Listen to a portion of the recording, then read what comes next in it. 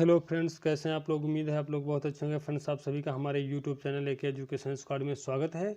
और फ्रेंड्स, मैं आपके लिए फिर लेकर आ गया हूं मोस्ट इम्पॉर्टेंट क्वेश्चन है फिजिकल एजुकेशन के। ठीक है, और परीक्षा की दृष्टि से बहुत ही ज़्यादा महत्वपूर्ण है और आपकी परीक्षा में बेहद हेल्प करने वाले हैं। ठीक है, और तो चलिए फ्रेंड्स स्टार्ट करते हैं। उससे पहले मैं हमेशा की तरह शेर व शायरी स्टाइल में 2 लाइनें सुनाता हूँ, फिर उसके बाद में सीधा अपने क्वेश्चन पे चलता हूँ। तो सुनिए। मंजिल उन्हीं को मिलती है जिनके सपनों में जान होती है, पंखों से कुछ नहीं होता, हौसलों से उड़ान होती है। तो चलिए फ्रेंड्स, इन्हीं लाइनों के साथ स्टार्ट करते हैं। हमारा पहला क्वेश्चन है आज का। चेचक, छोटी माता, तपेदिक, ये आज संक्रामक रोग किस माध्यम से फैलते हैं? तो ये सब बैक्टीरिया से होने वाले रोग हैं। ठीक है, सॉरी, वायरस से। ठीक है, वायरस से होने वाले रोग हैं। ये सभी जो हैं वायरस से होने वाले रोग हैं। और किसके माध्यम से फैलते हैं? तो ये हवा के माध्यम से फैलते हैं। ठीक है, चेचक, छोटी माता, तपेदिक, ये सभी संक्रामक रोग हवा के माध्यम से फैलते हैं और वायरस से होने वाले रोग हैं। ठीक है, और बात करी जाए इसमें जो शब्द आया है चेचक। ठीक है, तो चेचक के कई नाम होते हैं, जैसे स्मॉल पॉक्स हो गया, शीतला हो गया, बड़ी माता हो गया। क्योंकि ये नाम याद रखना, चेचक कोई ज़रूरी नहीं चेचक लिखा होगा, स्मॉल पॉक्स भी लिखा होगा, शीतला भी लिख सकते हैं, बड़ी माता भी लिख सकते हैं। ठीक है, तो चेचक जो होता है उसके नाम होते हैं छोटी माता, चेचक के जो नाम होते हैं स्मॉल पॉक्स, शीतला, बड़ी माता, ये 3 थोड़े इसके नाम होते हैं। ठीक है, और इसमें होता क्या है, वेरिओला वायरस जो होता है, ठीक है, वेरिओला वायरस से फैलता है। और इसमें दिक्कत क्या होती है, तेज बुखार होगा, शरीर में दर्द होगा और लाल लाल दाने शरीर पे निकल आते हैं। ठीक है, और इसका जो उपाय जो होता है वो चेचक का टीका लगवाना चाहिए। ठीक है, चेचक का टीका लगवाना चाहिए। और जो चेचक का टीका जो था उसका मतलब किसने निर्माण किया था या इसकी खोज किसने की थी? ठीक है, चेचक के टीके की खोज किसने की थी? तो की थी एडवर्ड, ठीक है, एडवर्ड जेनर ने चेचक के टीके की खोज की थी। ठीक है, फिर उसके बाद अब बात कर लेते हैं इस पर छोटी माता की। ठीक है, तो छोटी माता को चिकन पॉक्स भी कहा जाता है और ये फैलता किससे? वेरिसेला वायरस से फैलता है। ठीक है, और इसमें होता क्या है, छोटे छोटे दाने जो होते हैं वो शरीर पर पड़ते हैं, बाद में वो फफोले बन जाते हैं। ठीक है, जो छोटी माता रोग होता है इसे क्या कहते हैं? चिकन पॉक्स कहते हैं। और ये किस वायरस से फैलता है? वेरिसेला वायरस से फैलता है। और इसमें दिक्कत जो होती है हमारे शरीर पे क्या होती है कि छोटे छोटे जो दाने होते हैं, ठीक है, छोटे छोटे जो दाने होते हैं वो पड़ते हैं पूरे शरीर पे और वो लाल लाल होकर मतलब वो फफोले बन जाते हैं। ठीक है, छोटे छोटे दाने पड़कर फफोले बन जाते हैं और बुखार आता है इसमें। ठीक है, बुखार भी आएगा। और इसके जो उपाय होता है उसका उपाय जो करना चाहिए, चेचक का टीका लगवाना चाहिए, प्लस में साफ़ सफाई करनी चाहिए। ठीक है, मरीज की, जो मरीज पेशेंट होता है उसकी साफ़ सफाई भी करनी ज़रूरी होता है। ठीक है, अगला क्वेश्चन देख लेते हैं। उम्मीद करेंगे सारे जो पॉइंट थे क्लियर हो गए होंगे। ठीक है, अब दूसरा देखते हैं। क्वेश्चन नंबर 2, अस्थिभंग होने का सामान्य अंग है? तो ये कलाई जो होती है, ये कलाई का जो कलाई जो होती है ये अस्थिभंग होने का सामान्य अंग होती है। ठीक है, तो वही क्वेश्चन है हमारा, अस्थिभंग होने का सामान्य अंग है तो कलाई हो जाएगा। अगला देखते हैं, एड्स का फुल फॉर्म होता है? तो एड्स का फुल फॉर्म होता है एक्वायर्ड इम्यूनो डिफिशेंसी सिंड्रोम। ठीक है, जिसको हिंदी में बोलते हैं उपार्जित प्रतिरक्षा न्यूनता सिंड्रोम। ठीक है, ये होता है इसका फुल फॉर्म। और बात करी जाए कि जो भारत में क्वेश्चन आ जाता है कभी कि भारत में पहला मरीज कहाँ मिला था? ठीक है, तो भारत में मुझे जो कि याद है कि चेन्नई में मिला था और उसमें सन था 1986 में। ठीक है, पहला जो मरीज था भारत में 1986 में चेन्नई में मिला था। ठीक है, और इसका एक टेस्ट होता है। ठीक है, इसका एक टेस्ट होता है, कौन सा है? एलिसा टेस्ट होता है। ठीक है, एड्स रोग जो से मतलब क्वेश्चन आ जाता है एलिसा टेस्ट किससे संबंधित है? तो एड्स बीमारी से संबंधित है। ठीक है, और आपको पता है एड्स दिवस कब मनाया जाता है? तो एड्स दिवस जो है 1 दिसंबर को मनाया जाता है। ठीक है, एड्स दिवस 1 दिसंबर को मनाया जाता है। और जो एलिसा टेस्ट होता है ये भी एड्स से संबंधित है। और बात करी जाए कि एड्स का पहला मरीज कहाँ मिला था? तो चेन्नई में मिला था। और सन कब मिला था? 1986 में। ठीक है, तो चलिए फ्रेंड्स, उम्मीद करें थोड़ा क्लियर हुआ होगा। और अगला देखते हैं प्रश्न नंबर 4। एक दिवसीय मैचों में 300 विकेट लेने वाले प्रथम भारतीय खिलाड़ी कौन है? तो ये थे अनिल कुंबले। ठीक है, अनिल कुंबले थे और एक दिवसीय मैचों में 300 विकेट लेने वाले प्रथम भारतीय खिलाड़ी थे। ठीक है, अगला देखते हैं। किस महाद्वीप में अब तक एक भी ओलंपिक नहीं हुआ है? तो ये था कौन सा? अफ्रीका महाद्वीप में। ठीक है अफ्रीका महाद्वीप में अब तक एक भी ओलंपिक नहीं हुआ है। और ओलंपिक की बात करें तो आपको पता ही है, प्राचीन ओलंपिक की शुरुआत हुई 776 BC में। ठीक है, कब? 776 BC में। ठीक है, और आधुनिक ओलंपिक की बात करी जाए तो 1896 पियर डी कुबर्टिन के द्वारा, और ग्रीस की राजधानी एथेंस से इसकी शुरुआत हुई 1896 में। ठीक है, और ये प्राचीन ओलंपिक 776 BC में स्टार्ट हुए थे। अगला देखते हैं क्या है। प्रश्न नंबर हमारा 6 है। ठीक है, कौन सा पुरस्कार क्रिकेट का ऑस्कर होना चाहिए? ठीक है, तो मैं रिपीट कर देता हूं क्वेश्चन को, अब ध्यान से इसको सुन लेना। ठीक है, थोड़ा मिस्टेक हो गया, मिसप्रिंट हो गया, इसीलिए मैं अक्सर बोलता रहता हूं कि आप लोग बहुत ज़्यादा PDF के चक्कर में मत पड़िए। बाई मिस्टेक कहीं पे कुछ गलत लिख जाता है आंसर, हालांकि ऐसा होता ना के बराबर है, लेकिन इंसान है, कुछ भी संभव है, गलतियाँ सबसे होती हैं। तो इसीलिए मैं बोलता हूं कि हमेशा PDF पे डिपेंड मत रहिए, वीडियो देखिए, इसमें जो समझाया जाता है, बात करी जाती है, डिस्कस होता है, वो भी तो आपके लिए महत्वपूर्ण होता है भाई। ठीक है, तो बाकी आपकी मर्जी, मैं तो आपको दे ही रहा हूँ, इससे मुझे फ़र्क नहीं पड़ता है, हालांकि बोल देता हूँ कभी कभी आपकी भलाई के लिए। हाँ, हमारा क्वेश्चन क्या है? कौन सा पुरस्कार क्रिकेट का ऑस्कर, ठीक है, यहाँ पे आजकर जो लिखा है इसको ऑस्कर पढ़िए। ठीक है, कौन सा पुरस्कार क्रिकेट का ऑस्कर कहा जाता है? तो ये ICC पुरस्कार जो है, ठीक है, ICC पुरस्कार जो होता है क्रिकेट का ऑस्कर कहा जाता है। ठीक है, अगला देखते हैं और बात कर लेते हैं। ICC की बात आ गई है तो मैं बता देता हूँ आपको। ICC जो होता है इसका फुल फॉर्म जो होता है क्या होता है? International cricket council. ठीक है, इंटरनेशनल क्रिकेट काउंसिल होता है, जिसको हम हिंदी में क्या कहते हैं? अंतर्राष्ट्रीय क्रिकेट परिषद। ठीक है, इसकी स्थापना कब हुई थी पूछ लेता है, ICC की स्थापना कब हुई थी? तो आप तुरंत बता देना झट से कि 1909 में, और इसका मुख्यालय कहाँ है? दुबई में है। ठीक है, और ये इसका जो मुख्य कार्य होता है, ये जो विश्व लेवल में, मतलब जितनी भी विश्व में क्रिकेट होता है, ठीक है, वो किसके कंट्रोल में होता है? वो इसके ICC के कंट्रोल में होता है। ठीक है, किसके? ICC के। और जो भारत में होता है वो BCCI के कंट्रोल में होता है। ठीक है, तो भारत वाला मतलब B से भारत वाला और I से इंटरनेशनल यानी विश्व वाला। ठीक है, तो BCCI भारत में कंट्रोल करेगा क्रिकेट पर, ICC जो हो विश्व लेवल पे कंट्रोल करता है। ठीक है अगला देखते हैं क्या है हमारा क्वेश्चन। प्रश्न नंबर, हाँ ये 7 नंबर रहा। कुत्तों की दौड़ के लिए प्रसिद्ध व्हाइट सिटी स्टेडियम कहाँ है? तो ये है इंग्लैंड में। ठीक है, रिपीट करता हूँ, कुत्तों की दौड़ के लिए प्रसिद्ध व्हाइट सिटी स्टेडियम कहाँ है? तो ये इंग्लैंड में है। अगला देखते हैं, कूल डाउन कब किया जाता है? तो ये हमेशा प्रतियोगिता के बाद में किया जाता है। ठीक है, कूल डाउन को और भी कहते हैं, जैसे कूलिंग डाउन हो गया। ठीक है, कूल डाउन को अब कोई ज़रूरी नहीं कूल डाउन लिखा हो, कूल डाउन को कूलिंग डाउन भी लिखा आ सकता है, लिम्बरिंग डाउन भी लिखा आ सकता है। ठीक है, कूल डाउन या कूलिंग डाउन या लिम्बरिंग डाउन या वार्मिंग डाउन।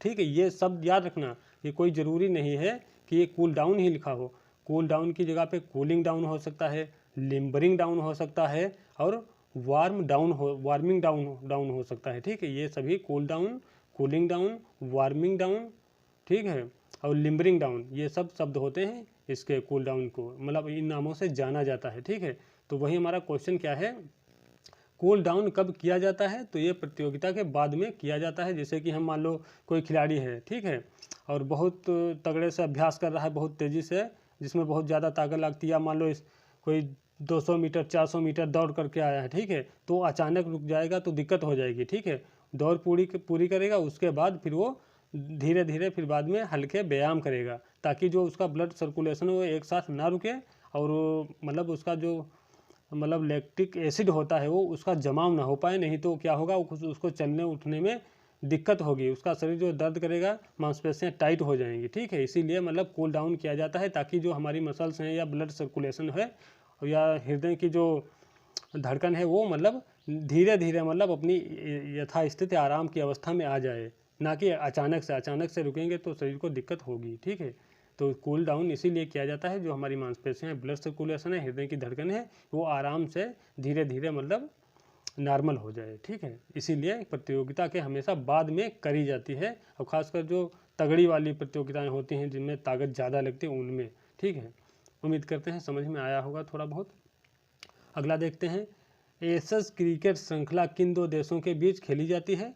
तो ये सिर्फ और सिर्फ ऑस्ट्रेलिया और इंग्लैंड के बीच में खेली जाती है एशेज क्रिकेट श्रृंखला। ठीक है, दो देश हैं ऑस्ट्रेलिया और इंग्लैंड के बीच में।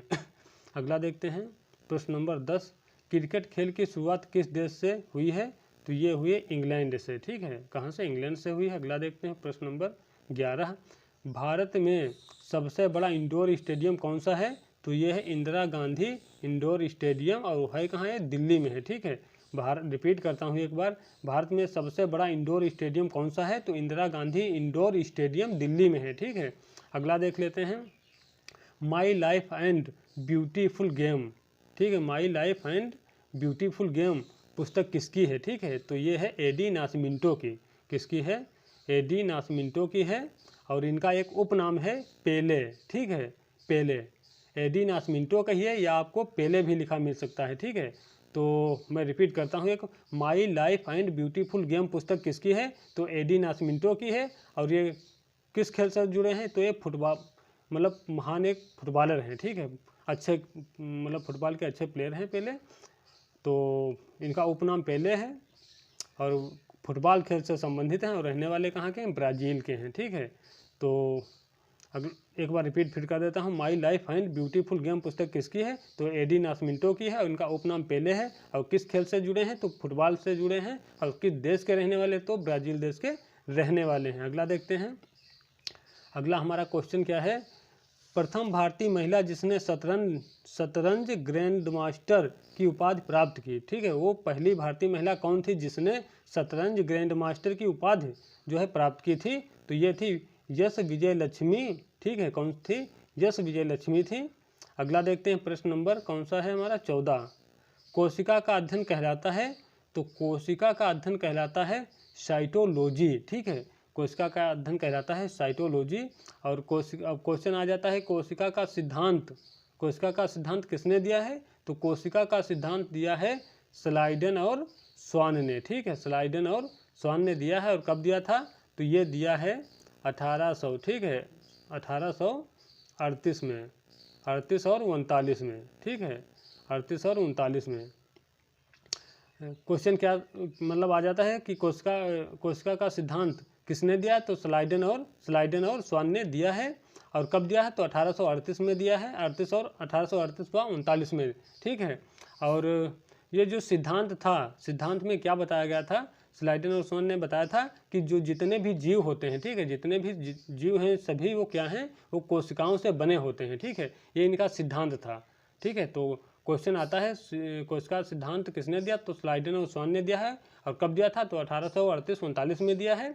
और सिद्धांत में क्या बताया था कि जितने भी जीव हैं यानी सभी जीव कोशिकाओं से बने होते हैं। ठीक है, और बात कर लेते हैं यदि सबसे बड़ी, ठीक है, क्वेश्चन आ जाता है कि सबसे छोटी कोशिका कौन सी है, सबसे बड़ी कोशिका कौन सी है? ठीक है, तो सबसे छोटी कोशिका जो होती है वो माइकोप्लाज्मा होती है। ठीक है, सबसे छोटी कोशिका क्या है? माइकोप्लाज्मा है। और मानव में यदि बात करी जाए, वो विश्व दुनिया की बात करी जा रही है, यदि देखा जाए कि हमारे शरीर में मानव में सबसे छोटी कोशिका कौन सी है? तो वो शुक्राणु है, स्पर्म जिसको बोलते हैं। ठीक है, सब मानव के शरीर में सबसे छोटी कोशिका कौन सी है? शुक्राणु है। जबकि बात करी जाए कि सबसे छोटी कोशिका यानी पूरी दुनिया में, तो सबसे छोटी कोशिका होती है माइकोप्लाज्मा। ठीक है, और मानव में सबसे छोटी कोशिका शुक्राणु होती है। और बात करी जाए सबसे बड़ी कोशिका, तो शुतुरमुर्ग का अंडा होता है। ठीक है, अगला देख लेते हैं, उम्मीद करते हैं समझ में आया होगा। अगला देखते हैं, शर्करा को यकृत में बदल देती है? तो ये ग्लाइकोजन। ठीक है, शर्करा को यकृत बदल देती है किसमें? ग्लाइकोजन में। ठीक है, समझ में शायद रिपीट कर देता हूँ, शर्करा को यकृत बदल देती है किसमें? ग्लाइकोजन में बदलती है। ठीक है, अगला देखते हैं, शहद का मुख्य घटक है? तो ये हो जाएगा फ्रक्टोज। ठीक है, क्या हो जाएगा? फ्रक्टोज हो जाएगा, यहाँ पे थोड़ा मिस्टेक हो गया है, वैसे क्या होना चाहिए फ्रक्टोज, ठीक है, फ्रक्टोज होना चाहिए, ठीक है। तो हमारा क्वेश्चन था शहद का मुख्य घटक है, तो ये हो जाएगा फ्रक्टोज। अगला देखते हैं, अगला क्या है, प्रश्न नंबर 17, ओलंपिक में पदक जीतने वाली प्रथम भारतीय महिला, ठीक है, ओलंपिक में पदक जीतने वाली प्रथम भारतीय महिला कौन है, तो ये है कर्णम मल्लेश्वरी, ठीक है। और कहाँ जीती थी, सिडनी ओलंपिक में, और क्या जीती हैं, कांस्य पदक जीती थी। और इनका जो किस खेल से संबंधित है, तो ये वेट लिफ्टिंग से संबंधित है, ठीक है। रिपीट कर देता हूँ, महत्वपूर्ण क्वेश्चन है, ओलंपिक में पदक जीतने वाली प्रथम भारतीय महिला कौन है, तो कर्णम मल्लेश्वरी हैं। और किस ओलंपिक में, तो सिडनी ओलंपिक में। और क्या जीता है, तो कांस्य पदक जीता था। और किस खेल से संबंधित हैं, तो वे वेट लिफ्टिंग से संबंधित हैं।